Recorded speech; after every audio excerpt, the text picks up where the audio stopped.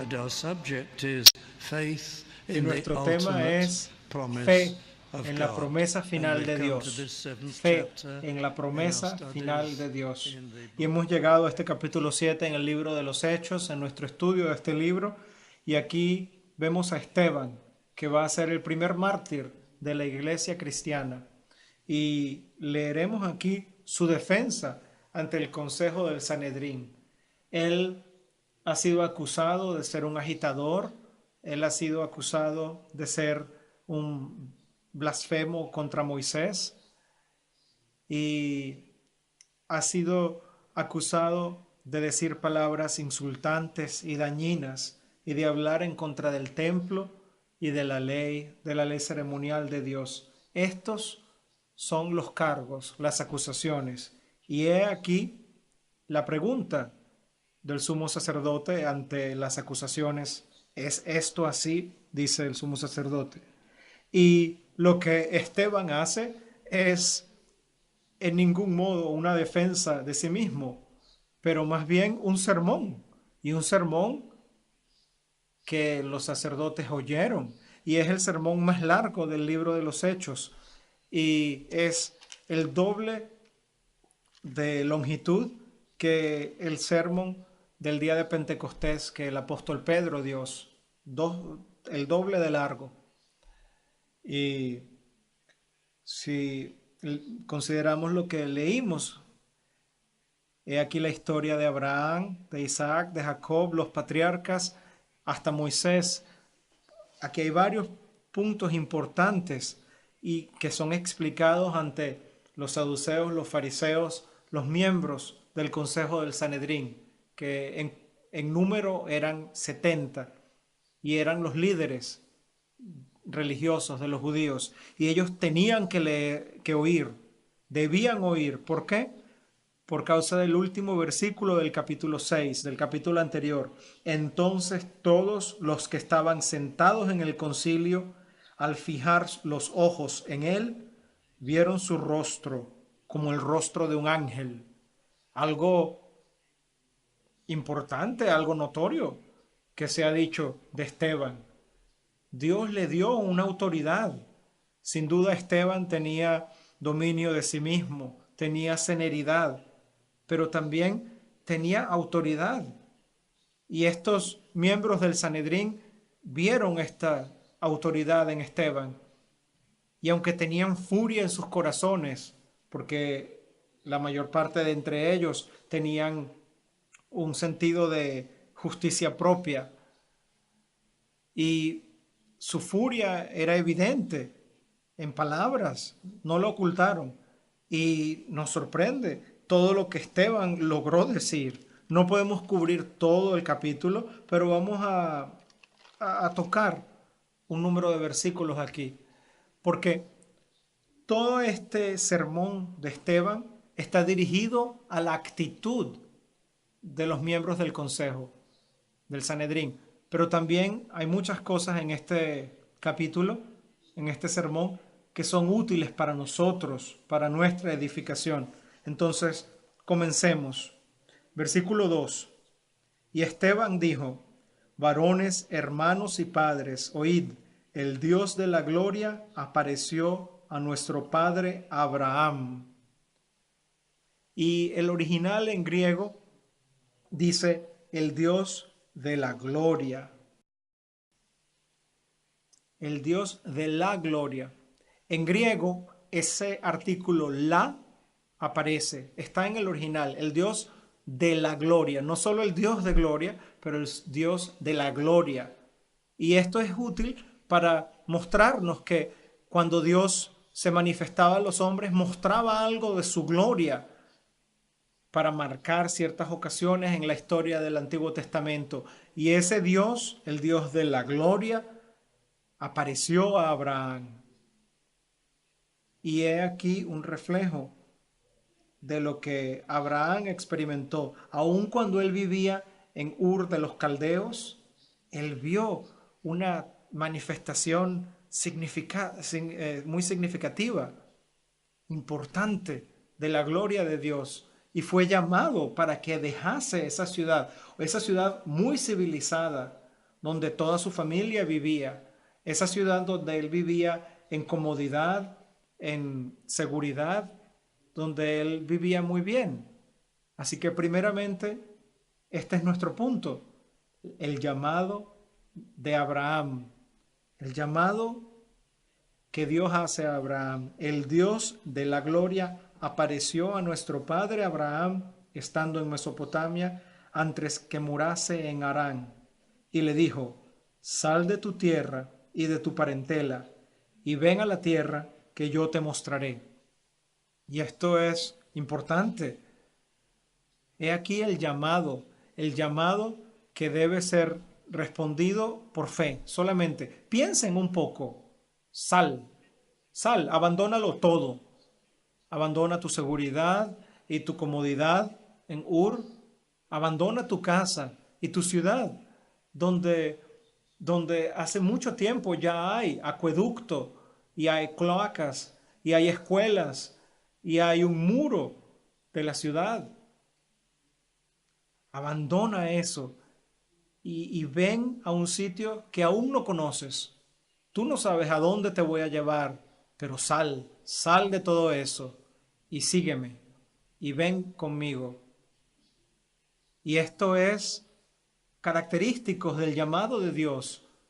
¿Y cómo podemos esperar que alguien responda por fe para que venga algo que es desconocido?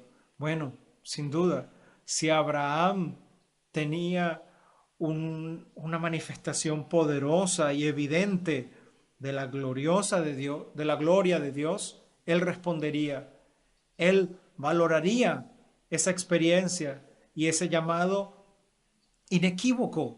Y ya no importaría que Dios no le haya dicho nada acerca del destino a donde iba o de las pruebas que enfrentaría. No, él respondería por fe. ¿Y cuán similar es esto al llamado de salvación, a nuestro llamado que Dios hace? Porque nosotros no vemos una gran manifestación de Dios, el Dios de la gloria. El Dios de la gloria no se manifiesta a nosotros. Él no nos habla con una voz audible.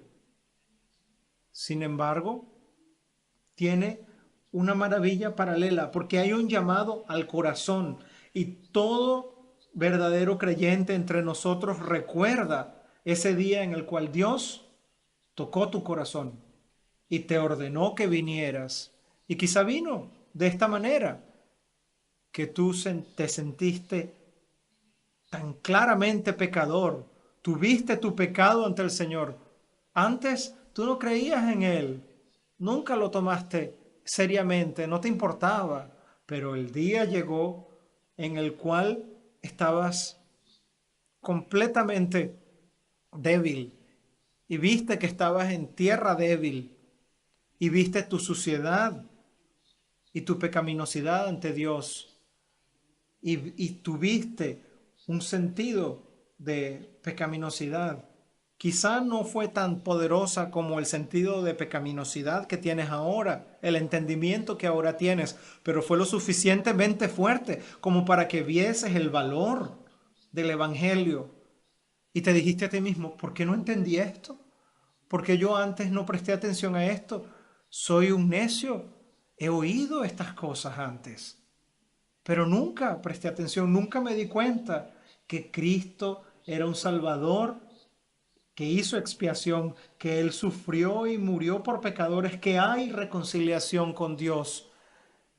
No valoré la santidad y la pureza de Dios. Nunca me di cuenta de lo feo que era mi pecado y mi ofensa ante Dios. Nunca me di cuenta de cómo yo no podía pararme ante Dios.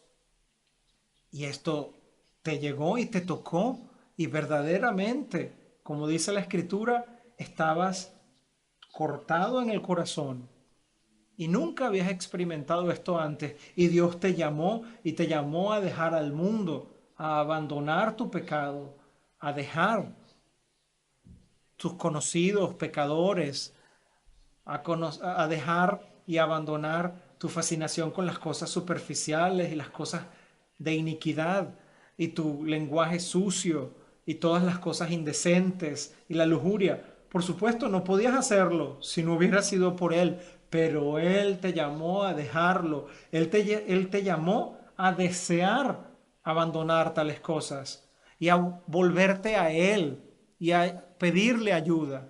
Y a medida que lo hiciste, Él te tomó y te ayudó y te fortaleció. Tú confiaste en Él, pero ¿recuerdas aquella primera convicción cuando Dios te tomó? Hay personas que creen que son cristianos, que nunca han tenido un llamado de Dios, nunca han conocido ese llamado que convence, que despierta, que trae grande vergüenza y trae hambre de justicia. Y hay un paralelo aquí, y lo vemos en el lenguaje que leemos en este pasaje.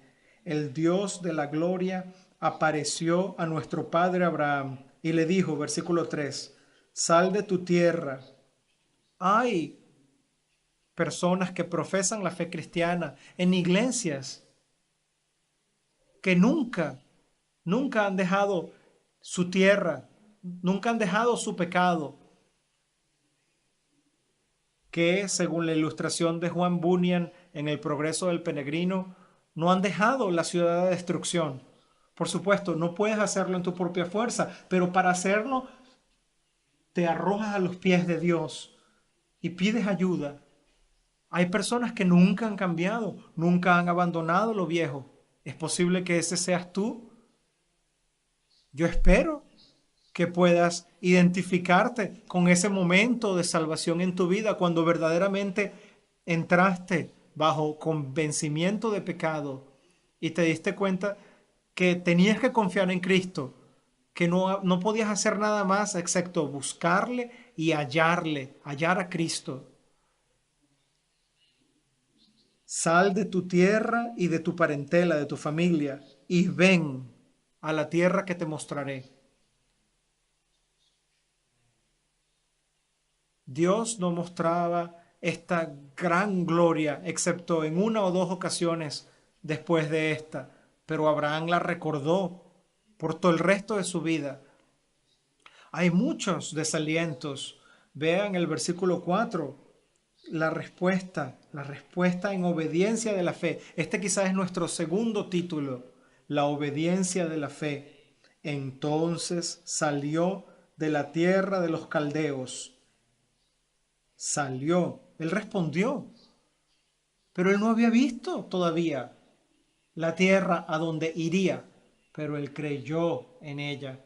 Él creyó y él siguió al Señor y él abandonó su vida pasada y salió adelante caminando del brazo de Dios en la fortaleza de Dios. Y si tú crees en Dios, esto te pasará a ti.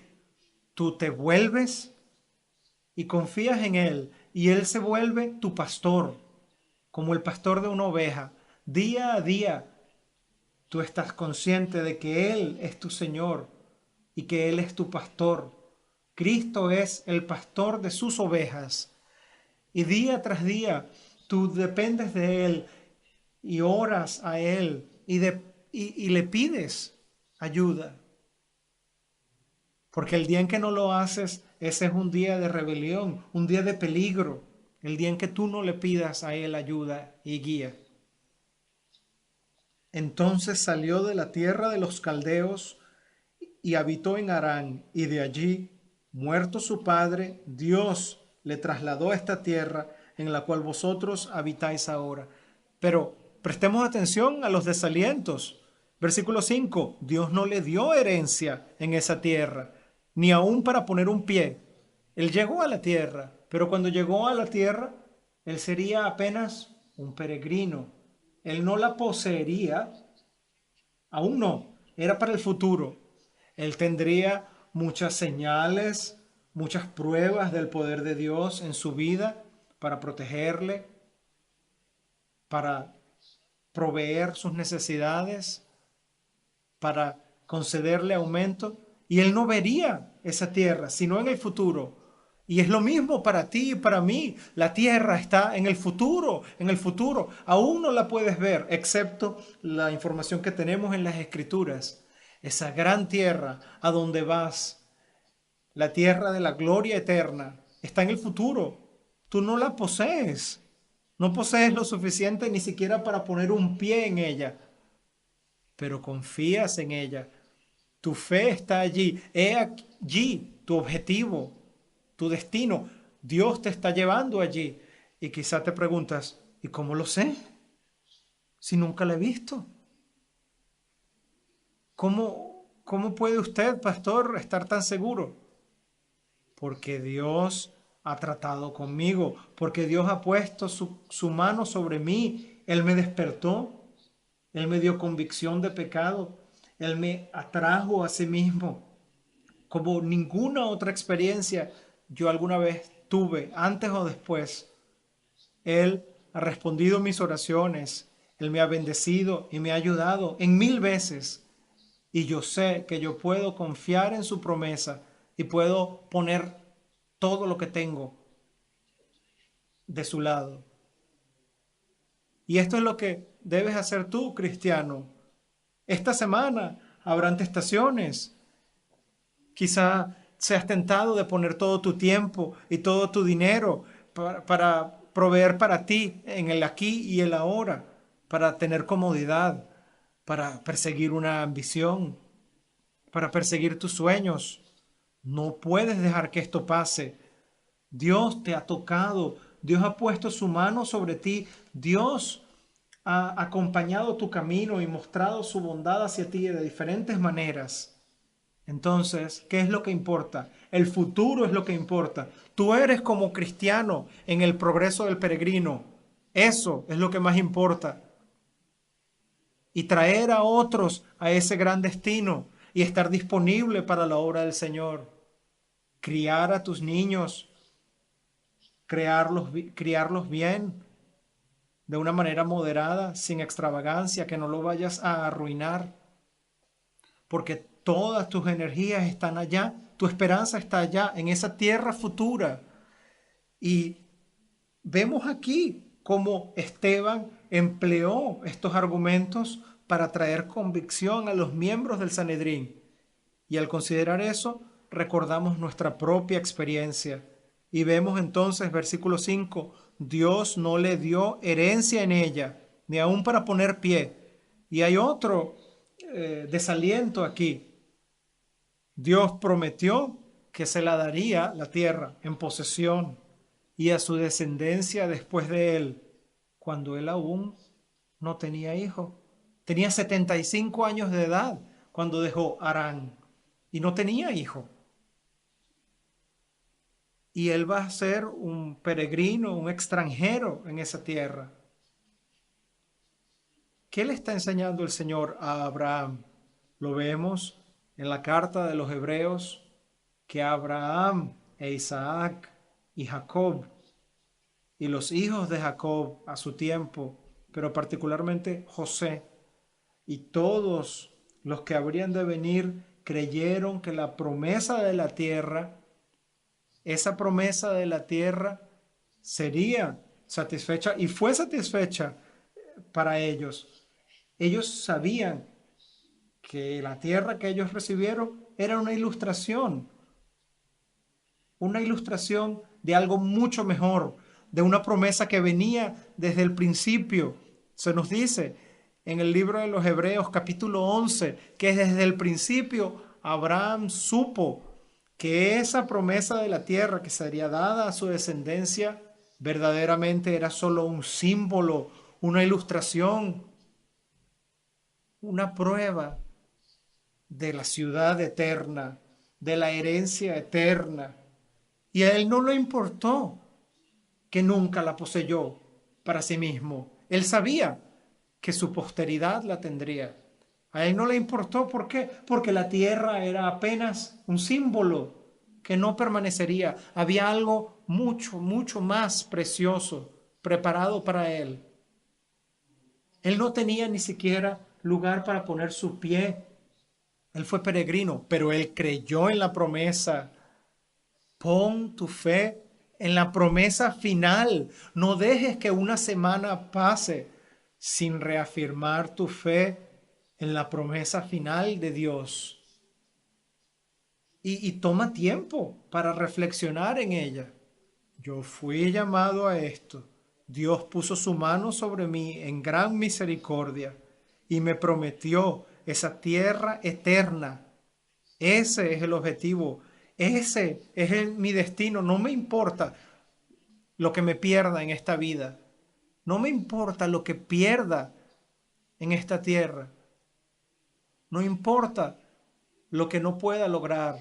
Y todo lo que yo gane en esta vida, las emplearé para el futuro. Yo voy a considerar el propósito de Dios. ¿Y cómo puedo emplear lo que Él me ha dado? Para Él. Perdonen mi voz esta mañana, pero esa es la gran promesa, la gloria eterna, que Dios ha puesto su mano sobre mí para eso. ¿Y cómo me lo puedo merecer? No, de ninguna manera. Lo único que merezco es la condenación. ¿Por qué yo he de recibir una promesa tan maravillosa? Debo poner mi mente allí. ¡Qué necedad! Dejar que este mundo y sus preocupaciones me invadan y todos mis deseos estén aquí en este mundo. ¡Qué necio! ¡Cuán necio soy! Esto es todo lo que importa, que Dios me está trayendo a sí mismo y que yo quiero estar a su disposición. Y vemos aquí en el versículo 6, y le dijo Dios así, que su descendencia sería extranjera en tierra ajena y que los reducirían a servidumbre en Egipto y los maltratarían por 400 años. Dios le dice a Abraham, la promesa será cumplida. La tierra física, aquí, ese cumplimiento de la promesa que es apenas un símbolo, una muestra de la promesa mayor, esa promesa no será cumplida por al menos 400 años. ¿Por qué? Porque tu descendencia, que será numerosa, serán llevados a servidumbre, a esclavitud y serán maltratados. Y tu fe tiene que levantarse por encima de eso. Y él creyó a Dios. Abraham creyó en Dios y no dejó la promesa. Versículo 7. Mas yo juzgaré, dijo Dios, a la nación de la cual serán siervos, y después de esto saldrán y me servirán en este lugar. Y le dio el pacto de la circuncisión. Versículo 8. Y Abraham engendró a Isaac y le circuncidó al 8º día, e Isaac a Jacob y Jacob a los 12 patriarcas. Y los patriarcas, versículo 9, movidos por envidia, vendieron a José para Egipto, pero Dios estaba con él. Y hay aquí una pausa en esta narrativa. Los patriarcas, los hijos de Jacob, llenos de envidia. He aquí la tercera parte de nuestro mensaje esta mañana. Hay obstáculos, hay hostilidad contra el pueblo de Dios. Y hay hostilidad no solo en la vida de Abraham, de Isaac y de Jacob, pero la vemos aquí en la vida de José, un hombre que tenía piedad, es decir, que él era creyente en Dios. Él sabía desde su juventud que él iba a librar a su familia, a su pueblo. Dios le habló a José desde su juventud. Y sus hermanos lo odiaban por esto.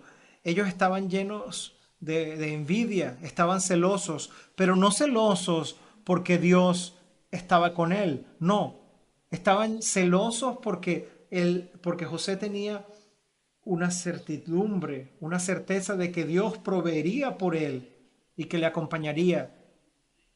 Entonces vemos antagonismo, hostilidad y odio contra el que tenía fe, contra aquel que creía. Ellos querían matarlo, pero lo vendieron para esclavitud.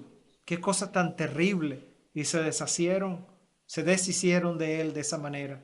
Pero Dios estuvo con él y lo libró de todas sus tribulaciones. Versículo 10. Y le dio gracia y sabiduría delante de Faraón, rey de Egipto, el cual lo puso por gobernador sobre Egipto y sobre toda su casa. Pocos entre nosotros no conocerán esta historia tan hermosa de cómo él trajo a su familia de Canaán, que estaba en angustia, y le libró de tribulaciones porque vino hambre en toda la tierra de Egipto y de Canaán. Y cuando oyó Jacob que había trigo en Egipto, José se descubrió ante sus hermanos y mandó a buscar a su padre y el resto de su familia, versículo 14, quienes eran 75 personas. Y Jacob fue a Egipto y murió allí. Y por fe, de nuevo, a pesar de que al principio hubo persecución y hostilidad, versículo 16, Jacob fue trasladado a Siquem y sus hijos, y muchos de ellos fueron persuadidos a una mejor actitud y lo pusieron en el sepulcro que compró Abraham. Y hay una aparente diferencia aquí en la escritura, pero no es tal cosa. No tengo tiempo para describir la situación. Lo que quiero enfocarme aquí es en la fe de Jacob. Jacob instruyó a sus hijos que lo enterrasen en Canaán. Él dijo, debemos ser enterrados en Canaán. Dios ha dado esa tierra en promesa como una prueba de la eternidad para nosotros. Versículo 17. Pero cuando se acercaba el tiempo de la promesa que Dios había jurado a Abraham, la promesa de que Dios le daría la tierra al pueblo, el pueblo creció y se multiplicó en Egipto, en gran número, más de 2 millones de personas, hasta que se levantó en Egipto otro rey que no conocía a José. Versículo 19. Este rey, usando de astucia con nuestro pueblo, maltrató a nuestros padres y los esclavizó. Y luego comenzó la campaña de matar a los recién nacidos para detener el crecimiento de la población, el genocidio de los jóvenes. Versículo 20. En aquel tiempo nació Moisés y fue agradable a Dios. Y ustedes saben que la palabra en el griego significa fue agradable a Dios, elegido de Dios y precioso. Y fue criado 3 meses en casa de su padre, pero siendo expuesto a la muerte, la hija de Faraón le recogió y le crió como hijo suyo. Qué cosa tan maravillosa la providencia de Dios. Versículo 22. Y fue enseñado Moisés en toda la sabiduría de los egipcios. Él era un príncipe de los egipcios, quizá general del ejército. Él tuvo la mejor educación. Él fue poderoso en sus palabras y obras, equipado por Dios. ¿Qué cosa para considerar aquí? Un hombre así, equipado por Dios. Él sabía que habría de liberar a su pueblo. Versículo 23. Y la gente no lo entendió cuando él tenía 40 años de edad, en su perfecta madurez y equipado, que tuvo en su corazón visitar a sus hermanos para identificarse con ellos y mostrarles que él era hebreo como ellos. Él vino al corazón. Qué cosa tan noble. Le vino al corazón. El tiempo había llegado. He aquí el tiempo para yo librar a mi pueblo. Ha llegado el tiempo. Dios me ha preparado para este día. Y él estaba listo para entrar en controversia, para ser rechazado por la corte de Egipto, para librar a su pueblo. Pero no fue la intención de Dios de que esto pasase así. He aquí otro subtítulo: Dios guarda el derecho de hacer las cosas poderosas Él mismo. Dios se guarda el derecho de hacerlo poderoso Él mismo. Versículo 24. Al ver que uno era maltratado, la corte real estaba muy lejos del lugar donde los esclavos trabajaban. Moisés viajó una distancia importante entre este versículo 23 y 24 para poder encontrar a su pueblo, para poder ver a su pueblo siendo oprimido. Y viendo que uno era maltratado bajo el látigo de un egipcio, lo defendió. E hiriendo al egipcio, vengó al oprimido. Porque él pensaba que sus hermanos comprendían que Dios les daría libertad por mano suya. Pero ellos no lo habían entendido así. Ellos no estaban interesados. Moisés los estaba viendo de frente a frente. Este es el príncipe Moisés. ¿Qué hace aquí? Él está aquí, poniéndose bajo riesgo. Él se está identificando con nosotros. Tanto lo que leemos en Génesis como lo que leemos aquí, pareciera que estuviera hablando de una o dos personas. Sin embargo, es probable que haya sido una muchedumbre, y el murmullo se regó por toda la muchedumbre. Este es el príncipe Moisés, aquí con nosotros. Nos va a librar. Algo va a pasar. Algo va a pasar para nosotros. Las promesas de nuestro Dios van a ser cumplidas. Pero ellos no estaban interesados. Ellos no creyeron en esas promesas. Para ellos eran historia antigua. Ellos rechazaron a su Dios. Ellos creyeron que no habría manera de librarlos. Ellos no creían que nada podía ser hecho. Ellos no tenían fe, ellos no tenían oración, no tenían interés. Y ellos estaban en contra de Moisés. Ellos no lo entendieron así. Luego versículo 26, lo intentó de nuevo. Al día siguiente se presentó a unos de ellos que reñían y los intentó reconciliar diciendo: sois hermanos. Y el que maltrataba a su prójimo lo rechazó diciendo: ¿quién te ha puesto por gobernante y juez sobre nosotros? Y no es solo lo que dijo ese hombre, esta era la opinión universal, el rechazo universal contra Moisés. Había un murmullo de esa muchedumbre diciendo: sáquenlo de aquí, que se vaya a su palacio con sus lujos. ¿Quieres tú matarme como mataste ayer al egipcio? Y luego versículo 29, Moisés huyó al oír esta palabra, pero no por miedo. Moisés huyó y se fue, dejó Egipto. ¿Por qué se fue? Decimos, porque él sabía que esto iba a ser informado al faraón y él estaría en grandes problemas. ¿Es así? No, no. En la carta a los hebreos lo vemos claramente. Moisés no tenía miedo de Faraón. Él no se fue por miedo. Moisés abandonó los lujos del palacio en Egipto porque se dio cuenta de que Dios no le había llamado aún. Voluntariamente leemos en el capítulo 11 del libro de los Hebreos que Moisés voluntariamente abandonó la comodidad y el lujo de Egipto. Él sabía que él tenía que esperar que Dios le llamase. Y Dios dejó pasar 40 años hasta que Moisés ya no fuera un príncipe en Egipto, que ya no tuviera reputación. Cuando Moisés tendría ¿cuál? 80 años de edad. 80 años de edad. Él vivió en Midian. Él nunca se volvió un midianita.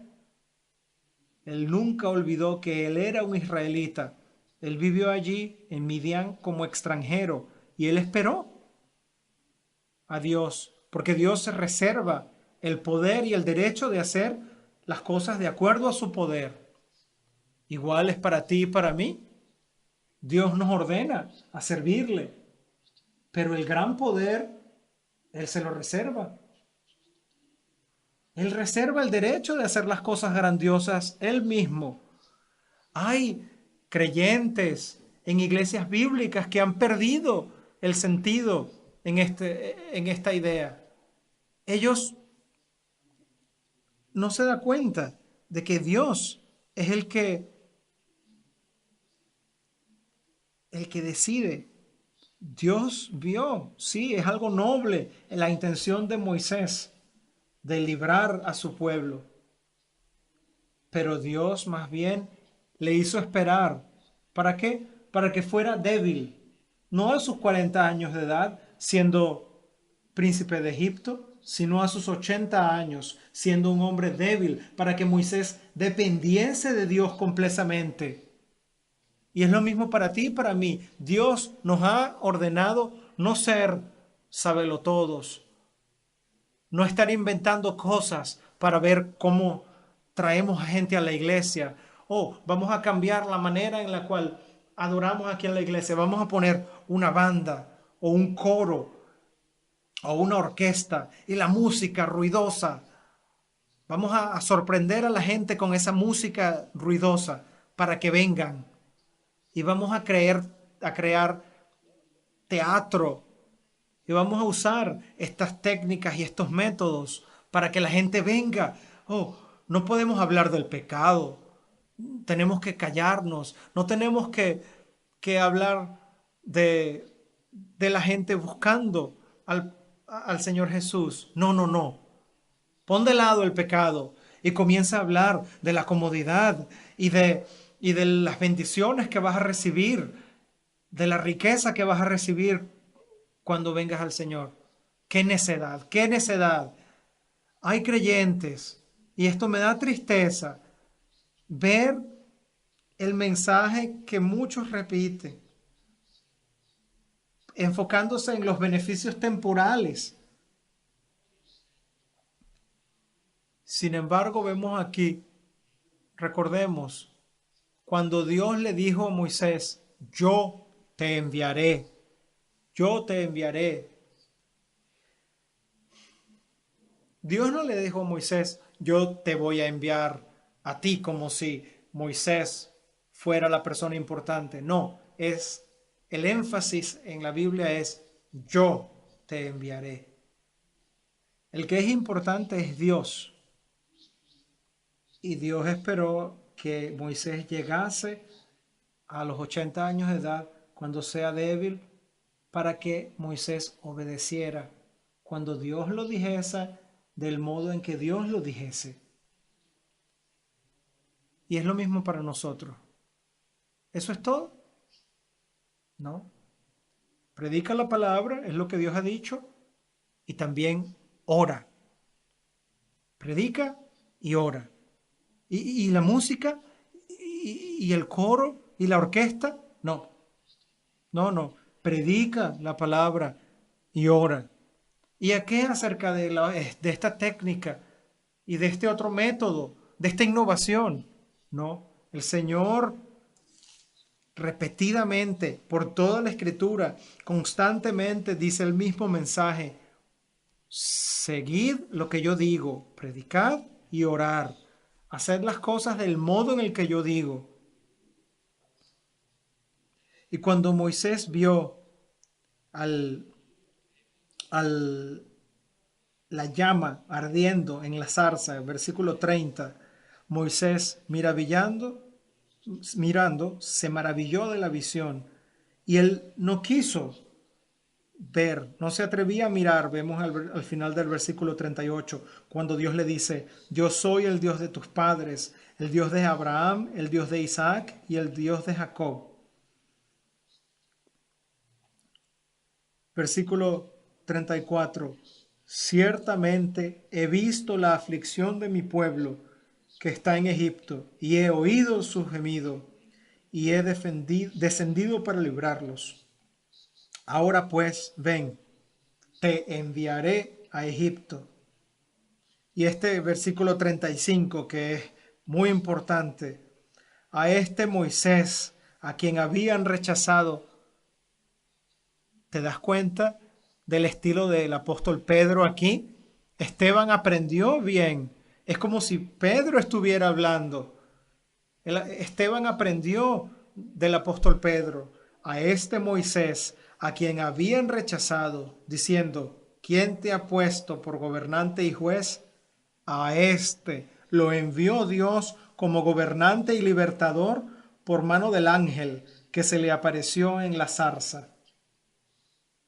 Sí, Esteban está aquí predicando ante el Consejo del Sanedrín, pero hemos tomado este capítulo para nosotros, para nuestra edificación, la manera como Dios trató con su pueblo en los tiempos antiguos. ¿Qué vimos hoy día? El llamado de Dios. ¿Te ha llamado Dios? La obediencia de la fe, la hostilidad y el odio contra la fe. No se sorprendan del odio que tenemos en contra de nosotros. Dios y solo Dios hará las grandes cosas, las cosas importantes. Nosotros debemos testificar y predicar y orar, pero las cosas gloriosas las hace Dios. Nosotros damos el mensaje, pero Él es el que escrutina los corazones y convence a la gente y los llama. El llamado de Dios, como el llamado que Dios le hizo a Moisés. Y lo que conecta todo esto es la promesa final de la tierra eterna. Pon tu mente y tus ojos y tu corazón allá, en la promesa eterna, que Dios es tu pastor. Y únete a Él durante todo el camino y Él cumplirá su promesa y te guardará.